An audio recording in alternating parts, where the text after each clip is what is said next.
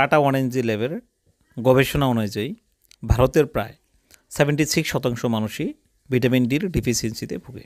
অর্থাৎ ভারতের প্রতি 4 জনের 3 জন ব্যক্তি ভিটামিন ডির ডিফিসিয়েন্সিতে ভুগে। ভিটামিন ডি ডিফিসিয়েন্সি বা কমি হওয়ার মূল কারণ হলো আমরা বেশি সংখ্যক মানুষই জানি না যে কী পরিমাণের সময় আমাদেরকে সূর্যের রশ্মিতে অতিবাহিত করতে হয়।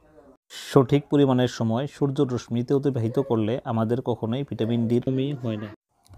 গ্রীষ্মকালে 10 থেকে 30 মিনিট সময় আর শীতকালে প্রায় 2 ঘন্টা সময় যদি আমরা সূর্যের রশ্মিতে অতিবাহিত করি তাহলে আমাদের শরীরে পর্যাপ্ত পরিমাণের ভিটামিন ডি সূর্যের রশ্মি থেকে প্রস্তুত করে।